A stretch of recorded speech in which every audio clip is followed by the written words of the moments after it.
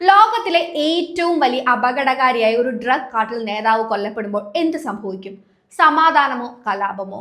എസ്കോബാറിന് ശേഷം മെക്സിക്കോയും ലോകവും കണ്ട ഏറ്റവും വലിയ ഡ്രഗ് പെഡലറായ എൽ മാഞ്ചോ കൊല്ലപ്പെടുമ്പോൾ മെക്സിക്കൻ തെരുവുകൾ രക്തരൂഷിതമാവുകയാണ്. സ്കൂളുകൾ അടച്ചിട്ടും 2500-ലേറെ പട്ടാളക്കാരെ വിന്യസിച്ചിട്ടും അമേരിക്ക കൂടെ ഉണ്ടായിട്ടും കലാപം കനക്കുകയും ക്രമസമാധാനം കൂടുതൽ തകർന്നുകൊണ്ടുമിരിക്കുന്നു. തെക്കൻ ഹലിസ്കോയിലെ മലനിരകൾക്ക് മുകളിലൂടെ മെക്സിക്കൻ പട്ടാളത്തിന്റെ ഹെലികോപ്റ്ററുകൾ വട്ടമിട്ട് പറന്നു. അതിൽ നിന്ന് പതുക്കെ പട്ടാളക്കാർ ഒരാളുടെ ഒളിയിടം ലക്ഷ്യമാക്കി നീങ്ങി. മെക്സിക്കൻ നഗരങ്ങളിലെ തെരുവുകളിൽ അന്ന് തീയും പുകയും മാത്രമായിരുന്നു. ലോകത്തിലെ ഏറ്റവും പ്രശസ്തമായ വിനോദസഞ്ചാര കേന്ദ്രങ്ങളിലെ എയർപോർട്ടുകൾക്ക് താഴെ വീണു. അമേരിക്കക്കാർ അടക്കമുള്ള വിദേശികൾ ഹോട്ടൽ മുറികളുടെ സുരക്ഷിതത്വത്തിൽ ഭയന്നു വിറച്ചു. കാരണം ഒന്നു മാത്രമായിരുന്നു: പതിറ്റാണ്ടുകളോളം മെക്സിക്കൻ സർക്കാരിനെയും അമേരിക്കൻ ഏജൻസികളെയും ഒരേപോലെ വെള്ളം കുടിപ്പിച്ച ലോകം കണ്ട ഏറ്റവും ക്രൂരനായ ലഹരി മരുന്ന് രാജാക്കന്മാരിൽ ഒരാളായ നെമോസിയോ ഒസാഗോറെ സെർവാന്റിസ് അഥവാ എൽ മാഞ്ചോ ഒരു സൈനിക ഓപ്പറേഷനിൽ കൊല്ലപ്പെട്ടിരിക്കുന്നു. അസംഖ്യം കൂട്ടാളികൾക്കോ വിമാനങ്ങൾ വീഴ്ത്താൻ ശേഷിയുണ്ടായിരുന്ന അയാളുടെ യുദ്ധപ്പടയ്ക്കോ അയാളെ രക്ഷപ്പെടുത്താനായില്ല. ഏകദേശം 50 ടണ്ണിലേറെ കൊക്കൈന്റെ മേൽനോട്ടക്കാരനായിരുന്ന 1000-ലേറെ മെത്താഫിറ്റമിൻ ഉൽപ്പാദിപ്പിക്കാൻ ശേഷിയുള്ള ലാബുകൾ ഉണ്ടായിരുന്ന എൽ മാഞ്ചോ അയാളുടെ അവസാനം അങ്ങനെയായിരുന്നു. അയാളുടെ മരണം ഒരു കറുത്ത യുഗത്തിന്റെ അന്ത്യമായിരുന്നു. പക്ഷെ അത് പുതിയതും അതിനേക്കാൾ രക്തരൂഷിതവുമായ ഒന്നിന്റെ തുടക്കം കൂടിയാണ്. എൽ മാഞ്ചോ എന്ന ഒറ്റാൾ ഭരണത്തിൽ ഉറച്ചു നിന്ന ആയിരക്കണക്കിന് വരുന്ന കൊലയാളികളുള്ള കോടികളുടെ ആസ്തിയുള്ള ഹലിസ്കോ ന്യൂ ജനറേഷൻ കാർട്ടർ അതായത് CJNG എന്ന ഭീകര സംഘത്തിന് ഇന്ന് അമരക്കാരനില്ല. ആ സിംഹാസനം പിടിച്ചെടുക്കാൻ കഴുകൻ കണ്ണുകളുമായി ഒരുപാട് പേർ തയ്യാറായി നിൽക്കുന്നു. ഈ അധികാരത്തിനായുള്ള പോരാട്ടം മെക്സിക്കോയെ കൂടുതൽ യുദ്ധക്കളമാക്കാൻ പോവുകയാണ്. ആരാകും എൽ മാഞ്ചോയുടെ അടുത്ത പിൻഗാമി? ആരാണ് ചോരയിൽ കുതിർന്ന ഈ സാമ്രാജ്യം സ്വന്തമാക്കുക? ആരാണ് ലോകം ഭയക്കുന്ന ഒരു ഭീകരനായി മാറിയ എൽ മാഞ്ചോ? അയാൾ എങ്ങനെയാണ് ഇങ്ങനെ ആയതെന്ന് നോക്കാം. 1966 നിയമവിരുദ്ധമായി കഞ്ചാവ് കൃഷികൾ വളർത്തിയിരുന്ന മലഞ്ചെരുവുകളുള്ള അഗീലിയയിലെ അതിദരിദ്രമായ കുടുംബാന്തരീക്ഷത്തിൽ ഒരു പാവപ്പെട്ട കർഷകന്റെ മകനായിരുന്നു ഇയാൾ ജനിച്ചത്. സ്കൂൾ പഠനം പാതി വഴിയിൽ ഉപേക്ഷിച്ച് മെച്ചപ്പെട്ട ഒരു ജീവിതം അയാൾ സ്വപ്നം കണ്ടിരുന്നു. ആ സ്വപ്നം അയാളെ കൊണ്ടെത്തിച്ചത് അമേരിക്കയിലേക്കുള്ള നിയമവിരുദ്ധമായ ഒരു യാത്രയിലേക്കാണ്. കാലിഫോർണിയയിലെ തെരുവുകൾ അയാൾക്ക് അവിടെ ചെന്നപ്പോൾ നൽകിയത് ലഹരിയുടെ ലോകത്തേക്കുള്ള ഒരു തുറന്ന വഴിയായിരുന്നു. ഹെറോയിൻ വിൽക്കുന്നതിനിടയിൽ അയാൾ പലതവണ പിടിക്കപ്പെട്ടു. ഒടുവിൽ 1990-കളിൽ അമേരിക്കൻ സർക്കാർ അയാളെ പിടികൂടി മെക്സിക്കോയിലേക്ക് തന്നെ നാടുകടത്തുകയുണ്ടായി. സ്വദേശത്ത് തിരിച്ചെത്തിയ ശേഷം കുറച്ചുനാൾ അയാൾ മെക്സിക്കൻ സിവിൽ പോലീസിലും സേവനമനുഷ്ഠിച്ചു. എന്നാൽ പിന്നീട് നേരെ പോയത് മിലേനിയോ കാർട്ടലിൽ ചേരാനാണ്. തന്റെ അടവുകളും അടങ്ങാത്ത ക്രൂരതയും കൊണ്ട് അയാൾ അതിവേഗം ആ സംഘത്തിന്റെ തലപ്പത്തേക്ക് വളർന്നു. 2009-ൽ മിലേനിയോ കാർട്ടൽ നേതാക്കൾ ഒന്നൊന്നായി അറസ്റ്റിലായപ്പോൾ ആ സംഘം ശിഥിലമായി പോവുകയായിരുന്നു. ആ അവസരം മുതലാക്കി കൃത്യമായി മുതലെടുത്ത എൽ മാഞ്ചോ സ്വന്തമായ ഒരു സംഘം രൂപീകരിച്ചു. അതാണ് പിന്നീട് ലോകത്ത് വിറപ്പിച്ച ഹലിസ്കോ ന്യൂ ജനറേഷൻ കാർട്ടൽ അതായത് CJNG. തുടക്കത്തിൽ അക്കാലത്തെ അതികായന്മാരായിരുന്ന സിനലോവ കാർട്ടലിന്റെ ഒരു ഉപവിഭാഗം മാത്രമായിരുന്നു CJNG. അവരുടെ പ്രധാന ശത്രുക്കളാവട്ടെ ലോസ് സെറ്റാസ് എന്ന മറ്റൊരു ക്രൂര സംഘവും. 2011-ൽ ലോസ് സെറ്റാസുമായി ബന്ധമുള്ള 35 പേരുടെ മൃതദേഹങ്ങൾ ഒരു നഗരത്തിലെ നടു റോഡിൽ കൊണ്ടിട്ടുകൊണ്ടാണ് CJNG തങ്ങളുടെ വരവ് ലോകത്തെ അറിയിച്ചു കൊടുത്തത്. അതൊരു തുടക്കം മാത്രമായിരുന്നു. സെറ്റാസിനെ കൊല്ലുന്നവർ എന്ന പേരിൽ അവർ ലോസ് സെറ്റാസിന്റെ അതേ നാണയത്തിൽ അതിലും ഭീകരമായി തിരിച്ചടികൾ ചെയ്യുകയുണ്ടായി. താമസിയാതെ എൽ മാഞ്ചോ സിനലോവ കാർട്ടലിൽ നിന്നും വേർപിരിഞ്ഞ് സ്വന്തം സാമ്രാജ്യം പടുതുയർത്താൻ തുടങ്ങുകയായിരുന്നു. മെക്സിക്കോയിലെ പ്രധാന മയക്കുമരുന്ന് സംഘങ്ങളിൽ ഒന്നത് വളരെ വേഗമാണ് വളർന്നത്. ഇന്ധനം മോഷ്ടിക്കുക, അത് മറച്ചു വിൽക്കുക, മനുഷ്യക്കടത്ത് നടത്തുക, സാമ്പത്തിക കുറ്റകൃത്യങ്ങൾ എന്നിവയായിരുന്നു പ്രധാനമായും അവർ ചെയ്തു പോകുന്നത്. പിന്നീട് മെക്സിക്കോ സാക്ഷ്യം വഹിച്ചത് CJNG-യുടെ അവിശ്വസനീയമായ വളർച്ചയ്ക്കാണ്. എൽ ചാപ്പോയുടെ അറസ്റ്റോടെ ദുർബലമായ സിനലോവ കാർട്ടലിന്റെ അധീന പ്രദേശങ്ങൾ ഓരോന്നായി എൽ മാഞ്ചോ പിടിച്ചെടുത്തു. പുതിയ തരം സിന്തറ്റിക് മയക്കുമരുന്നുകളുടെ നിർമ്മാണത്തിലും വിപണനത്തിലും അവർ ശ്രദ്ധ കേന്ദ്രീകരിച്ചു. അതിലൂടെ കോടിക്കണക്കിന് ഡോളറാണ് അവരുടെ ഖജനാവിലേക്ക് ഒഴുകിയെത്തിയത്. മെക്സിക്കോയിലെ പ്രധാന തുറമുഖങ്ങൾ നിയന്ത്രിച്ചുകൊണ്ട് അവർ ലോകത്തിന്റെ എല്ലാ കോണുകളിലേക്കും മയക്കുമരുന്നുകൾ എത്തിച്ചു. അങ്ങനെ കോടികൾ ആസ്തിയുള്ള വലിയ ഒരു ഭീമൻ ക്രിമിനൽ കോർപ്പറേറ്റ് ആയി CJNG മാറി. എൽ മാഞ്ചോയുടെ വിജയരഹസ്യം എന്ന് പറയുന്നത് ക്രൂരത മാത്രമല്ല, കൃത്യമായ സൈനിക തന്ത്രങ്ങൾ കൂടിയായിരുന്നു. CJNG ഒരു സാധാരണ ഗുണ്ടാ സംഘമായിരുന്നില്ല. അവർക്ക് സ്വന്തമായി ബുള്ളറ്റ് പ്രൂഫ് വാഹനങ്ങളും റോക്കർ ലോഞ്ചറുകളും സ്ഫോടക വസ്തുക്കൾ വർഷിക്കാൻ ശേഷിയുള്ള ഡ്രോണുകൾ ഉണ്ടായിരുന്നു. 2015 അവർ ഒരു മെക്സിക്കൻ സൈനിക ഹെലികോപ്റ്റർ റോക്കറ്റ് ലോഞ്ചർ ഉപയോഗിച്ച് തകർത്ത് കളയുകയും ചെയ്തിരുന്നു. ആ ആക്രമണത്തിൽ അന്ന് 9ഓളം സൈനികരാണ് കൊല്ലപ്പെട്ടത്. സർക്കാരിനെ പോലും നേരിട്ട് വെല്ലുവിളിക്കാൻ മടിയില്ലാത്ത ഒരു സമാന്തര സൈന്യമായി അവർ വളർന്നിരുന്നു. 2020 സാക്ഷാൽ മെക്സിക്കോ സിറ്റിയിലെ പോലീസ് മേധാവിയെ വധിക്കാൻ ശ്രമിച്ചത് അവരുടെ അധോലോക ശക്തിയുടെ ഏറ്റവും വലിയ തെളിവായിരുന്നു.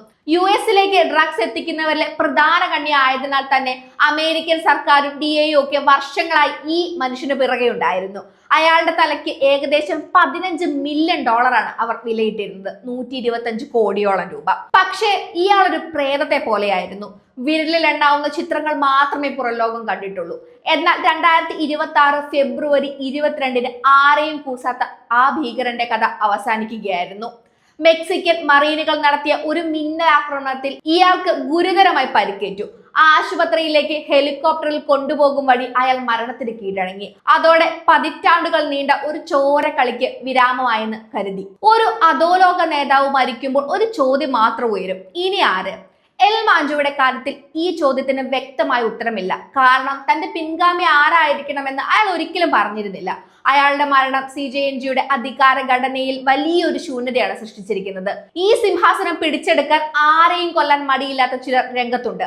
അവരിൽ പ്രധാനികൾ ഈ പറയുന്നവരാണ്. ഒരു രാജവംശത്തിൽ എന്ന പോലെ തന്നെ അടുത്ത അവകാശി എപ്പോഴും മകനായിരിക്കും. എൽ മാഞ്ചോയുടെ മകൻ റൂബൻ ഒസഗ്വേറോ ഗോൺസാലസ്. ഇയാളെ അധോലോകം വിളിക്കുന്ന പേര് എൽ മജിറ്റോ എന്നാണ്. സാൻ ഫ്രാൻസിസ്കോയിൽ ജനിച്ച ഒരു അമേരിക്കൻ പൗരനാണ് ഇയാൾ. ചെറുപ്പം മുതൽ അച്ഛന്റെ പിൻഗാമിയായാണ് ഇയാളെ വാഴിക്കപ്പെട്ടത്.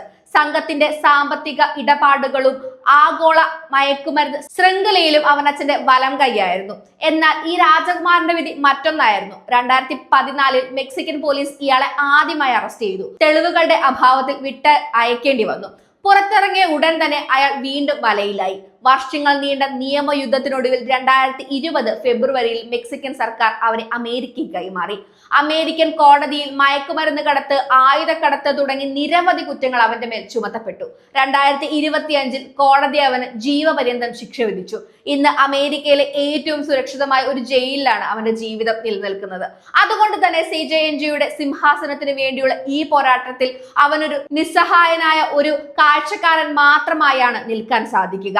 അവൻ അവിടെ ഇല്ലാത്തത് കൊണ്ട് തന്നെ ഈ യുദ്ധം നടക്കുന്നത് ഒരു അമേരിക്കൻ സൂപ്പർമാക്സ് ജയിലിലിരുന്ന് $മില്യൺ സാമ്രാജ്യം ഭരിക്കുക എന്നത് ഇയാൾക്ക് അസാധ്യമാണ്. ഒപ്പം തന്നെ കടുത്ത ദൈവവിശ്വാസിയും പിതാവിനൊപ്പം പോന്നവളെന്ന പേരുമുള്ള ജെസികയും മകളുടെ ഭർത്താവ് ജൂലിയോ ആർബർട്ടോ കാസ്റ്റിലോയും ഈ കോടികളുടെ സാമ്രാജ്യത്തിനുള്ള അടുത്ത പിൻഗാമികൾ ആകാമെന്ന വിലയിരുത്തലുകളുണ്ട്.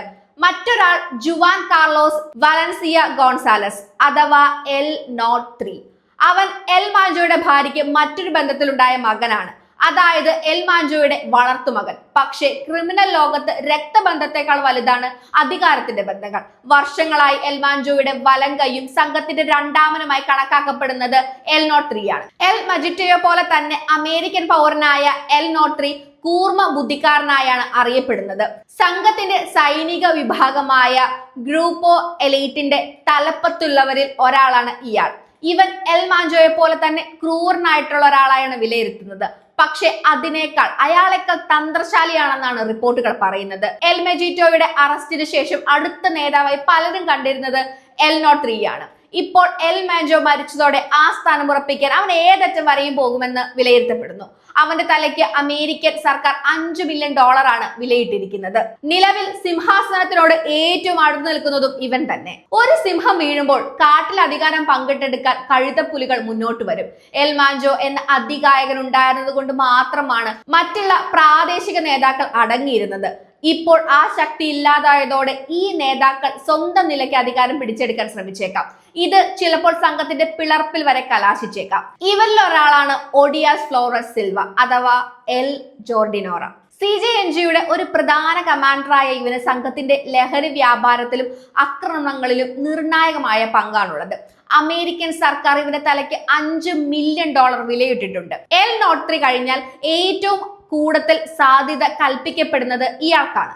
അടുത്തയാൾ ഹ്യൂഗോ ഗോൺസാലോ മെൻഡോസ ഗോയിത്താൻ അഥവാ എൽ സാപ്പോ. സംഘത്തിന്റെ വളർച്ചയിൽ നിർണായക പങ്ക് വഹിച്ച, സംഘത്തിനുള്ളിൽ വലിയ സ്വാധീനമുള്ള നേതാവാണിവൻ. മറ്റൊരാളാണ് ഡിക്കാർഡോ റൂയിസ് ലവാസ്കോ അഥവാ LRR എന്നാണ് ഇയാളെ വിളിക്കുന്നത്. CJNGയുടെ ശക്തി കേന്ദ്രമായ ഗോദലഹാര നഗരം നിയന്ത്രിക്കുന്നവരിൽ പ്രധാനിയാണ് ഇയാൾ. ഇവരിൽ ആര് ജയിച്ചാലും തോക്കുന്നവർ അത് നിശബ്ദമായി അംഗീകരിക്കുകയില്ല. അതുകൊണ്ട് തന്നെ വരും നാളുകളിൽ CJNGയുടെ ചരിത്രത്തിലെ ഏറ്റവും വലിയ രക്തരൂഷിതമായ അധ്യായമായിരിക്കും കാണാനിരിക്കുന്നത്. എൽ മാഞ്ചോയുടെ മരണം സൃഷ്ടിച്ച ഈ അധികാര ശൂന്യത മെക്സിക്കോയെ മൊത്തത്തിൽ പിടിച്ചു കുലുക്കാൻ പോകുന്ന ഒരു കൊടുങ്കാറ്റിന്റെ തുടക്കം മാത്രമാണെന്നാണ് കരുതുന്നത്. ഒന്നാമതായി CJNGയുടെ ഉള്ളിൽ തന്നെയുള്ള ഒരു ആഭ്യന്തര യുദ്ധം. എൽ നോട്രി, എൽ ജാർഡിനോറ പോലെയുള്ള നേതാക്കൾക്ക് അവരവരുടെ വിശ്വസ്തരായ ആയുധധാരികളുണ്ട്.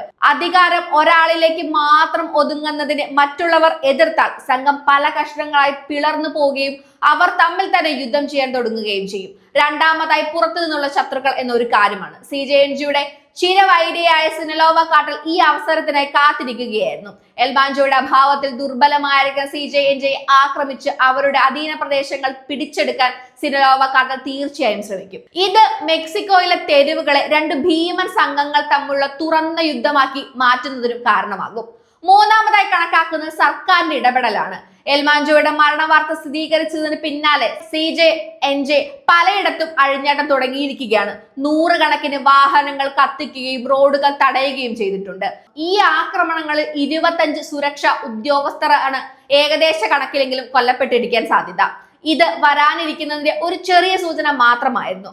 പുതിയ നേതാവിന് വേണ്ടിയുള്ള ഈ തർക്കം മുതലെടുത്ത് സംഘത്തെ പൂർണ്ണമായും ഇല്ലാതാക്കാൻ സർക്കാർ ശ്രമിച്ചേക്കാം. ഇത് കൂടുതൽ സൈനിക നടപടികൾക്കും രൂക്ഷമായ ഏറ്റുമുട്ടലുകൾക്കും വഴി വെച്ചേക്കാം. എൽ മാഞ്ചോയുടെ മരണം ഹലിസ്കോ കാർട്ടലിന്റെ അവസാനമല്ല, ഒരുപക്ഷെ അതിനേക്കാൾ ഭീകരമായ ഒരു പുതിയ അധ്യായത്തിന്റെ തുടക്കമായിരിക്കാം. ജയിലിൽ അടക്കപ്പെട്ടിട്ടുള്ള മകൻ, തന്ത്രശാലിയായ വളർത്തുമകൻ, അവസരം കാത്തു നിൽക്കുന്ന മറ്റ് കമാൻഡർമാർ, ഇവരെല്ലാം ഒരുങ്ങിയിരിക്കുകയാണ് $1 മില്യൺ വിലമതിക്കുന്ന ചോര പുരണ്ട സിംഹാസനത്തിന് വേണ്ടി. ഈ അധികാര വടംവലിയിൽ ആര് ജയിക്കും? എൽ മാഞ്ചോയേക്കാൾ അപകടകാരിയായ ഒരു പുതിയ നേതാവ് ഉദയം ചെയ്യുമോ? അതോ ലോകത്തിലെ ഏറ്റവും വലിയ ക്രിമിനൽ സിൻഡിക്കേറ്റ് തമ്മിലടിച്ച് സ്വയം തകർന്നു പോകുമോ? ഒരു കാര്യം ഉറപ്പാണ്, വരും ദിവസങ്ങളിൽ മെക്സിക്കോയുടെ മണ്ണിൽ ഇനിയും ഒരുപാട് ചോര വീഴും. ആര് ഭരിക്കും എന്ന ചോദ്യത്തിന് കാലം ഉത്തരം നൽകും. നിയമ സംവിധാനങ്ങൾ കൃത്യമായി പ്രവർത്തിച്ചില്ലെങ്കിൽ ഒരുപക്ഷെ അനവധി ജീവൻ വിലയായി നൽകിക്കൊണ്ടായിരിക്കും ആ ഉത്തരം നമുക്ക് ലഭിക്കാൻ പോവുക.